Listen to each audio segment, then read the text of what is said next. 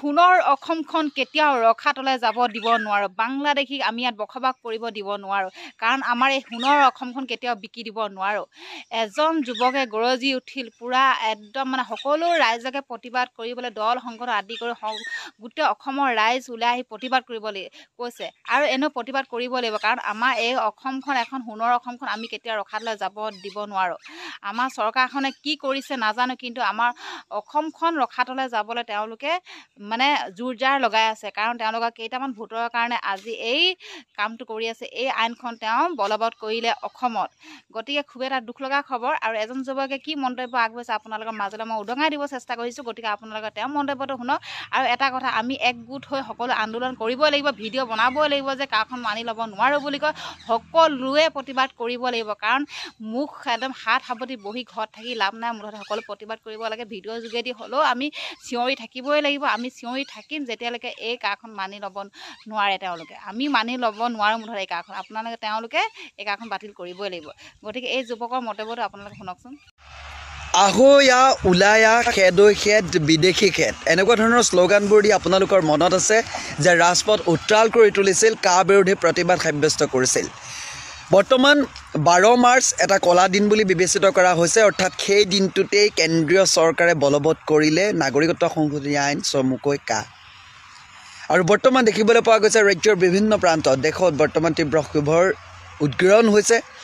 বিশেষকৈ অসমত আমি দেখিবলৈ পাইছোঁ উজনিৰ পৰা নামনিলৈ, শদিয়াৰ পৰা ধুবুৰীলৈ বৰ্তমান ব্যাপক প্ৰতিবাদৰ সন্মুখীন হ'ব লগা হৈছে।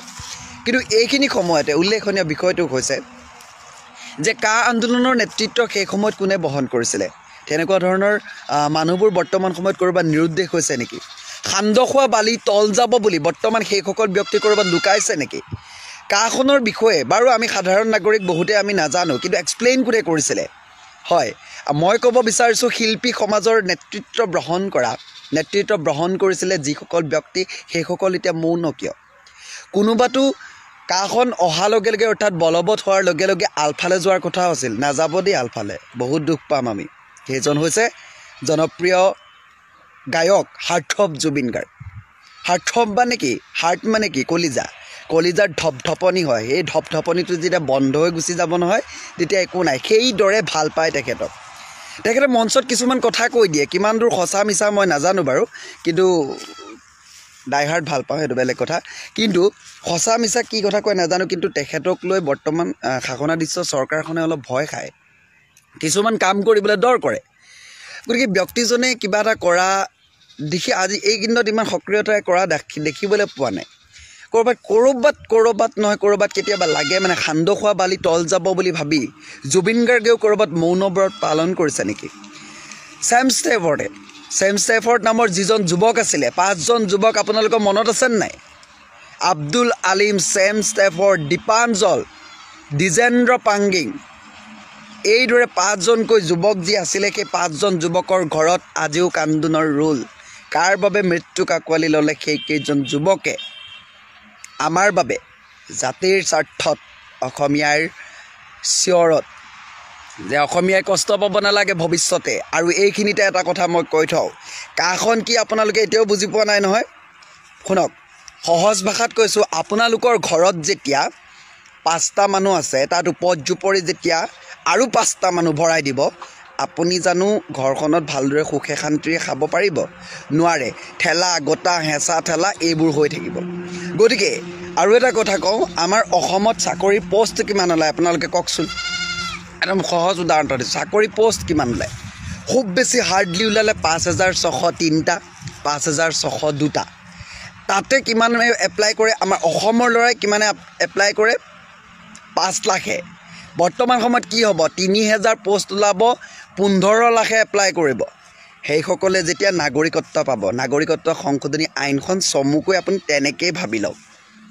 গতিকে এই বস্তুবোৰৰ ওপৰত নিমাতি কইনাৰ দৰে মৌনব্ৰত কিয় পালন কৰিছে? কেৱল মাত্ৰ মই দেখিবলৈ পাইছোঁ বিভিন্ন প্ৰান্তত প্ৰতিবাদ সাব্যস্ত কৰিছে, কিন্তু শিৱসাগৰত বিশেষকৈ দল সংগঠনসমূহে উত্তাল প্ৰতিবাদ সাব্যস্ত কৰিছে। শৃংখল চলিহা নাম ল'ব লাগিব, জিন্তু মেছৰ নাম ল'ব লাগিব।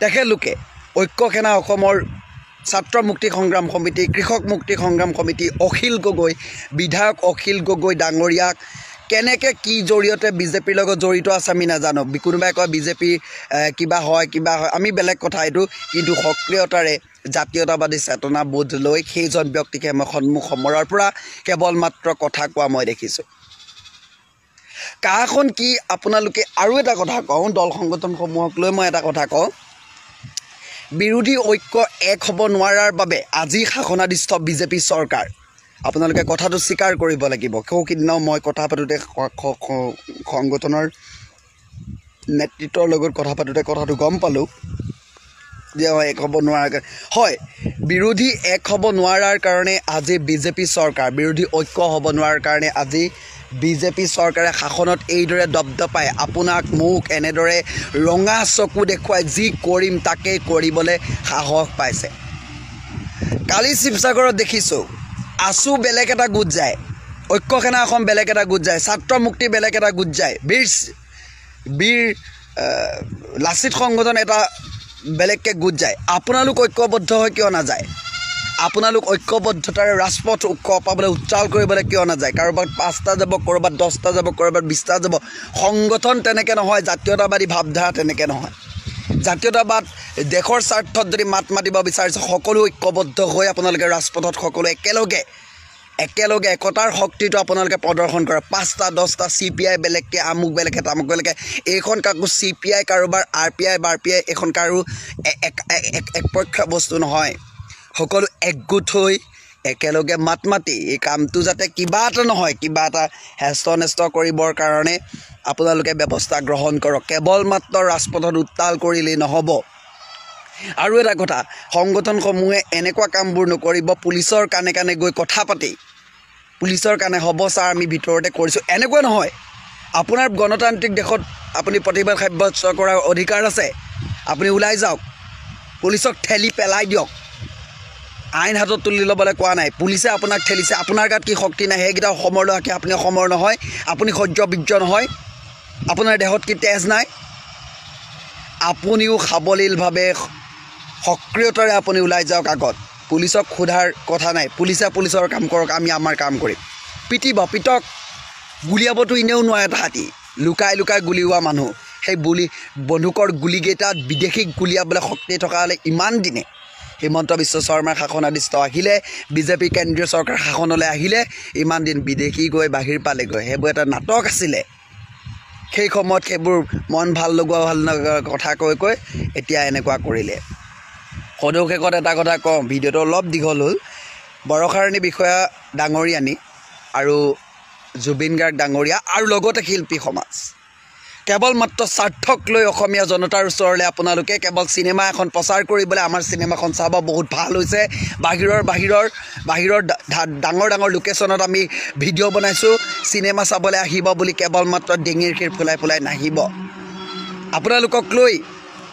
আপোনালোকক লৈ বহুতেই আশা কৰে আপোনালোকে কিবা এষাৰ ক'ব চৰকাৰখনক সমালোচনা কৰিব চৰকাৰখনে ভুল কৰিছে আঙুলিয়াই দিব কি হ'ল বিহু নানাচোঁ বুলি কৈতো আপুনি বিহু নাচিলিলে কোনোবাইতো গীত নেগাওঁ বুলি কৈ গীত গাই দিলে খেলবোৰ এনেকুৱা নহয় আপোনালোকৰো যে ওপৰত নজৰ ৰাখিছে মানুহে সেই কথাটো মনত ৰাখিব সকলোৰে দিন একে নাযায় দৰিদ্ৰ জনতা আজি ৰাজ্যবাসী দেশবাসী হতাগ্ৰস্ত হৈছে সেই ৰাজপথ কপোৱা আন্দোলন আহি আজি বৰঘৰ সোমালেহি নিজৰ